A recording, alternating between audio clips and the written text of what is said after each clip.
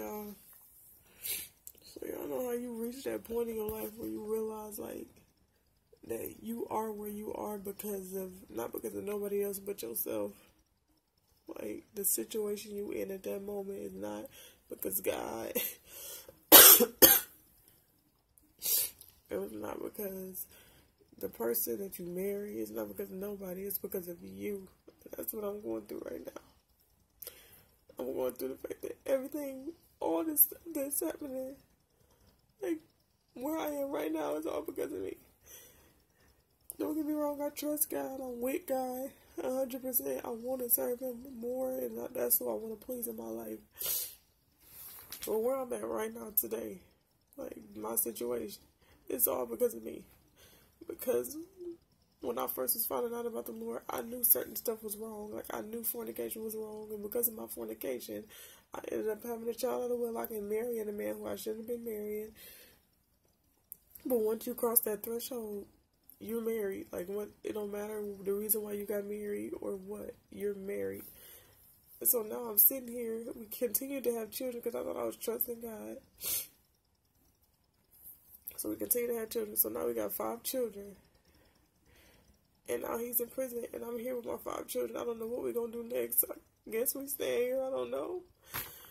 Every time I have a plan or an idea or I think or I feel like the Lord has shown me something, I'm always feeling like I started all this doubt, and I'm tired. Yeah, I'm like really tired. I'm really tired. Like, I have children, like, some people be like, oh, no, they just kids. They ain't doing they ain't affecting you that much. No, yes, they are, and I love my children.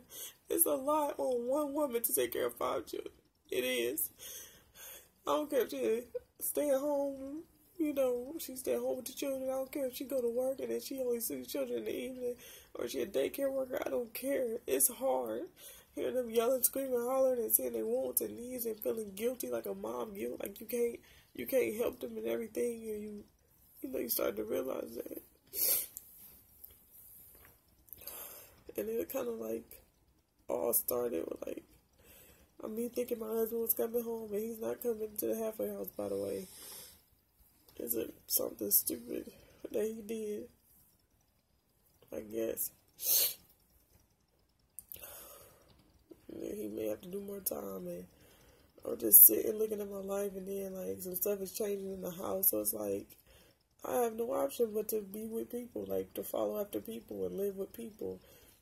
And then I actually opened up and said that I would like to make more money, like for my children, and then all the cold conversations just took me to like feeling like I'm doubting, and now I feel like I'm doubting. Like, I don't know. And then my birthday just passed, and my husband did not call me, and that was like kind of like threw me like over the edge. Like all this stuff was already happening, and I was already thinking it. But when my husband didn't call for my birthday, and I know to y'all it seemed like, oh, that's so petty. You can call on your birthday, but that's the only thing I have is my birthday. And he didn't call. I mean, he had money to call, he just didn't. And so he called. My birthday was on Monday. It's Wednesday, so he calls today, and of course I'm upset. And it showed me too, like, I'm sending him all this money, I'm doing all this stuff for him, trying to be the perfect good wife, but we struggling financially. Why am I sending him anything? It's his fault he in prison. He's supposed to be our, natural provider. But he's not here. God is having me do it.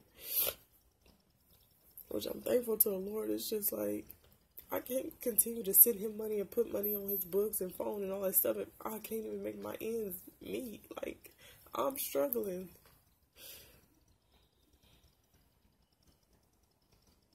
And I got help. My mother-in-law offered me help to get some stuff for them for winter and some daycare stuff for later. But I guarantee I'm still gonna be tight. That's just gonna make it not as tight.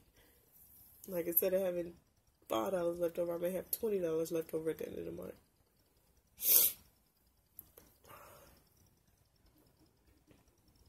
Like, and it's just really hurting me right now that where I am is because of my choices.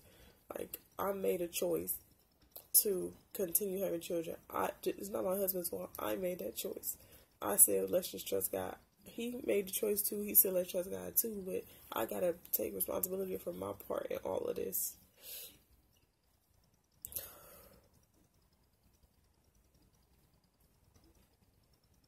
I'm just really trying to sit here and talk to God and just trying to sift all this through all this stuff in my mind, and I just sad.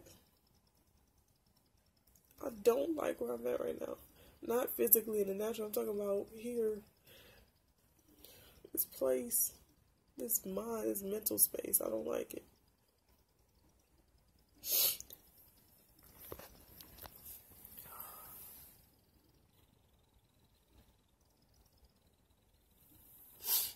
like 1 o'clock in the morning. I gotta be up at 5:30. I was up late last night too. I don't even know why. Oh, I got up to do something to clean the kitchen or whatever.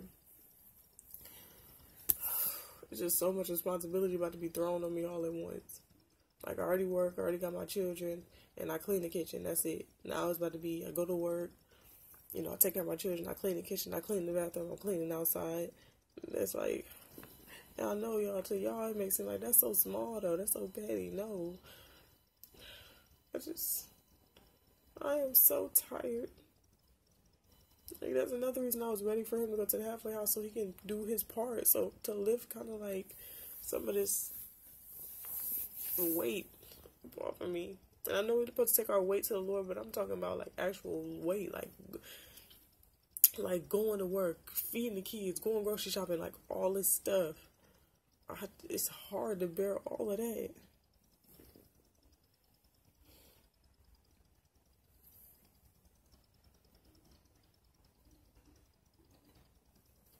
I'm just tired.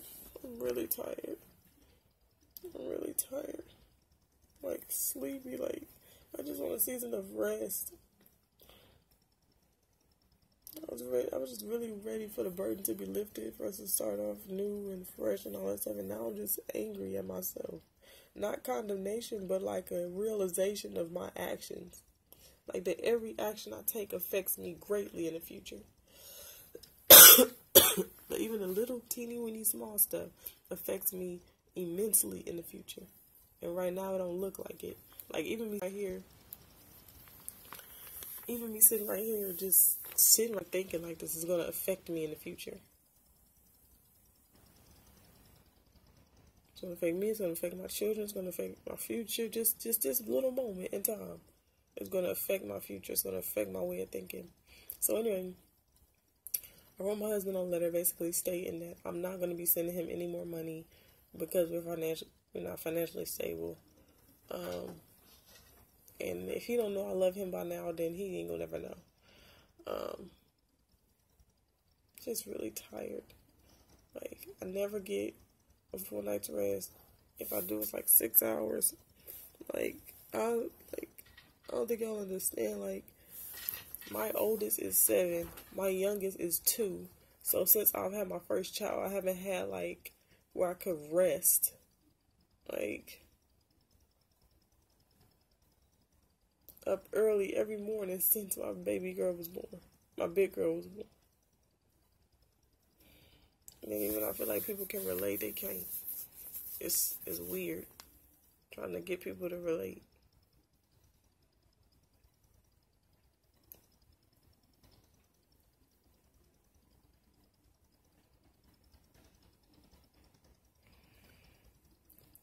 I'm gonna go to bed. I just wanted to show y'all like that. I do have weak moments. I'm not just India who's loving the Lord and wholeheartedly just perfect. No. Like, I'll come out of this. I know I will. The Lord's going to bring me even out of this little funk that I'm in. And I will come out stronger and wiser. Right now, I'm just going through. So, I guess y'all have a good night. Please pray for me. Bye-bye.